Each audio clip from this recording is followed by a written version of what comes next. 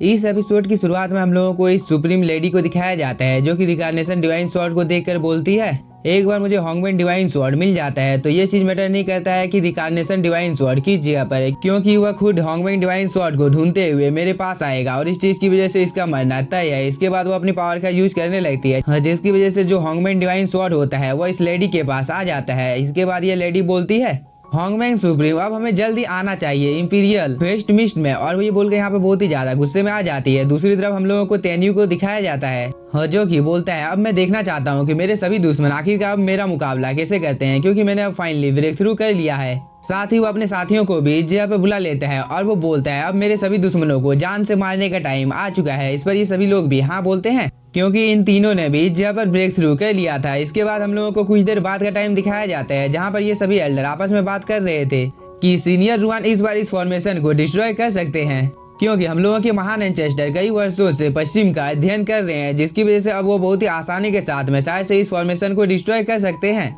तभी हम इस ग्रेट एल्डर को देखते हैं जो कि इस फॉर्मेशन की ओर देखने लगता है, जिसमें एक ब्लास्ट होता है जिसकी वजह से बहुत सारे अटैक इन लोगों के ऊपर अटैक करने के लिए आने लगते हैं। इस चीज को देखकर ये सभी एल्डर बहुत ही ज्यादा शॉक हो जाते हैं, क्योंकि इस अटैक की वजह से यहाँ पर कई सारे एल्डरों की मौत हो गई थी। लेकिन तभी यहाँ पर ग्रेट एल्डर इन लोगों के सामने एक प्रोटेक्टिव बैरियर बना देता है, जिसकी वजह से इन सभी की जान बच जाती है। और तभी जुकी मास्टर बोलती है, यह फॉर्मेशन बहुत ही ज्यादा रहस्यमय है, इसलिए हम लोग जितने देर तक इसके अंदर में रहेंगे हम लोगों की सिचुएशन उतनी ही ज्यादा खराब होती जाएगी।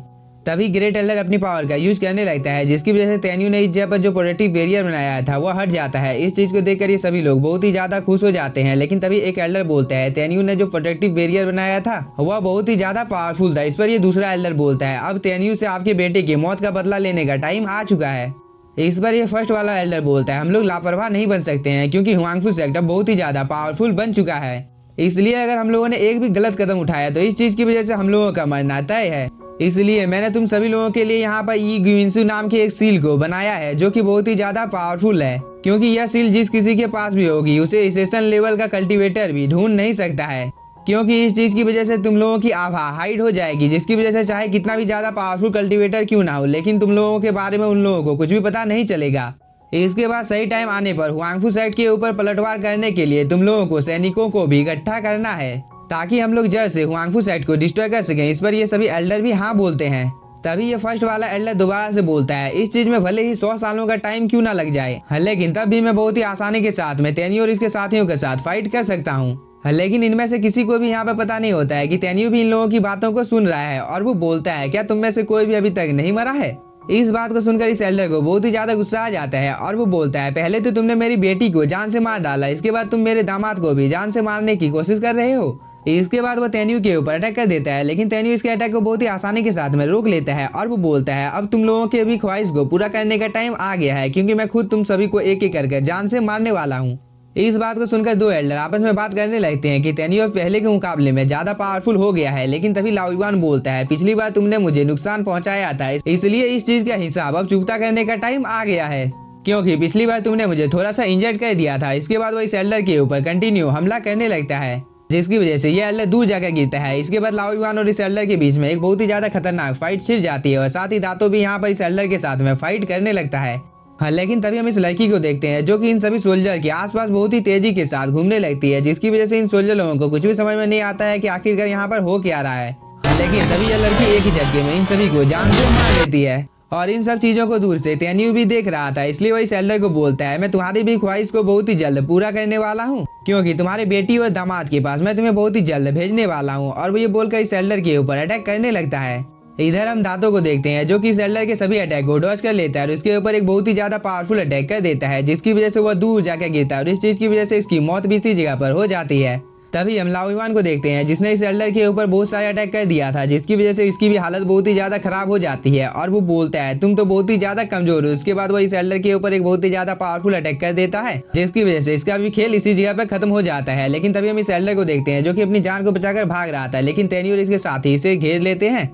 इस पर ये एल्डर बोलता है, तेन्यू तुम मुझे यहाँ पर जान से नहीं मार सकते हो, क्योंकि हम लोगों के क्लैन के ग्रेट एल्डर आज से 100 साल पहले एसेशन रेलम के 6 लेवल पर थे, और उन्होंने यह फैसला किया था कि वो जब तक 7 लेवल को हासिल नहीं करेंगे तब तक वो लौट कर वापस नहीं आएंगे। और मेरे ख्याल से अब उन्होंने 7 लेवल को हासिल कर लिया है, इसलिए तुम्हें मुझे मारने से पहले एक बार सोच लेना चाहिए। इस पर तेन्यू बोलता है, जो कोई भी हुआंगफू सेक्ट को डिस्ट्रॉय करना चाहता है चाहे वो कोई भी क्यों ना हो, लेकिन मैं उसे जान से मार डालूंगा और अब तुम्हारे भी मरने का टाइम आ गया है, क्योंकि तुम्हारी पत्नी हेवन में तुम्हारा इंतजार कर रही है। और वो ये बोलकर इस एल्डर को भी जान से मार देता है। इसके बाद तेन्यू लाओ युआन को इस जगह पर बाकी के एल्डरों को ढूंढने का काम देता है। इस पर लाओ युआन भी अपने डिवाइन आई को एक्टिवेट करके इस जगह पर बाकी के एल्डर को ढूंढने लगता है, लेकिन इनमें से यहाँ पर कोई भी यहाँ पर नहीं होता है। इस चीज के बारे में वो तेन्यू को भी बता देता है। इसके बाद ये सभी लोग दोबारा से हुआंगफू सेक्ट में लौटकर आ जाते हैं। इसके बाद हम इन सभी लोगों को देखते हैं जो कि इसी जगह पर छुपे हुए थे, और ये एम्परर बोलता है 10 सालों के अंदर ही तेन्यू बहुत ही ज्यादा पावरफुल हो चुका है। इसके बाद ये तीनों आपस में कुछ देर तक ऐसे ही बात करते हैं। तभी जुकी मास्टर बोलती है हम लोगों को यहाँ से जाना चाहिए। इसके बाद हम लोग आपस में जितनी चाहे इतनी मर्जी बात कर सकते हैं। इस पर ये एम्परर भी हाँ बोलता है। और दूसरी तरफ हम लोगों को एक केव का सीन दिखाया जाता है जहाँ पर तेन्यू कल्टीवेशन कर रहा था, लेकिन तभी ये एल्डर इस जगह पर आ जाता है और वो बोलता है मुझे आपको एक इम्पोर्टेंट बात की जानकारी देनी है। इस पर तेन्यू बोलता है वो चीज क्या है। इस पर ये एल्डर बताने लगता है कि नांगोंग किंग और युआन पहले ही उस जगह से भाग गए थे और वो लोग अब हम लोगों के सेक्ट के ऊपर हमला करने का प्लानिंग बना रहे हैं। इस पर तेन्यू बोलता है सभी को हुआंगफू टेम्पल पर बुलाओ। इसके बाद हम लोगों को हुआंगफू टेम्पल का सीन दिखाया जाता है जहाँ पर तेन्यू सभी को बता देता है कि मुझसे एक छोटी सी गलती हो गई है, जिसकी वजह से नांगोंग किंग और कुछ लोग बचकर भाग गए हैं और वो सभी अब हम लोगों के हुआंगफू सेक्ट के ऊपर हमला करने का प्लानिंग बना रहे हैं। लेकिन तुम लोगों को चिंता करने की कोई भी जरूरत नहीं है, क्योंकि हम लोग पहले ही जाकर उन सभी को जान से मार डालेंगे। हाँ, लेकिन बेतियानी ने मरने से पहले मुझे बताया था कि उन लोगों के सेक्ट में हुंगिंग रेलम के 6 लेवल पर एक कल्टीवेटर है जो कि कल्टीवेशन करने के लिए बाहर गया है, इसलिए उसके लौटने से पहले ही हम लोगों को इस काम को खत्म करना होगा। इस पर ये एल्डर बोलता है ट्रांसपेरेंट के 4th लेवल तक पहुंचने के लिए टाइम ज्ञान का अभ्यास करने के लिए झोंगझांग इमोर्टल माउंटेन के ऊपर वह जा सकता है, और अगर उसने वहां के निर्देशों का पालन नहीं किया तो इस चीज की वजह से वह झोंगझांग माउंटेन के ऊपर ही मारा गया होगा। इस पर तेन्यू बोलता है हेवनली एंसेस्टर के बारे में जो कुछ भी बोला गया है क्या वो सच है। इस पर ये एल्डर बताने लगता है कि झोंगझांग फेरी माउंटेन से बना हुआ नहीं है, इसलिए इस बात की भी संभावना हो सकती है कि बुलियन नेदरलैंड पैलेस का मेंबर बन चुका होगा, जो कि हेवनली लॉ कॉन्टिनेंट के सबसे ज्यादा पावरफुल जगहों में से एक है। इन सब बातों को सुनने के बाद तेन्यू यहाँ पर लाओ युआन को फैन ट्राइब का नेतृत्व करने के लिए बोलता है। इस बात को सुनकर ये सभी लोग भी हाँ बोलकर यहाँ से जाने लगते हैं। इसके बाद तेन्यू अपने मन में सोचने लगता है कि आखिरकार उन लोगों ने क्या योजना बनाई है, क्योंकि मुझे तो यहाँ पर कुछ भी समझ में नहीं आ रहा है। लेकिन मुझे इतना पता है कि killing sword divine soul palace में है, इसलिए वो यिंगिंग को यहाँ पर डिवाइन सोल पैलेस के ऊपर कब्जा करने का काम दे देता है।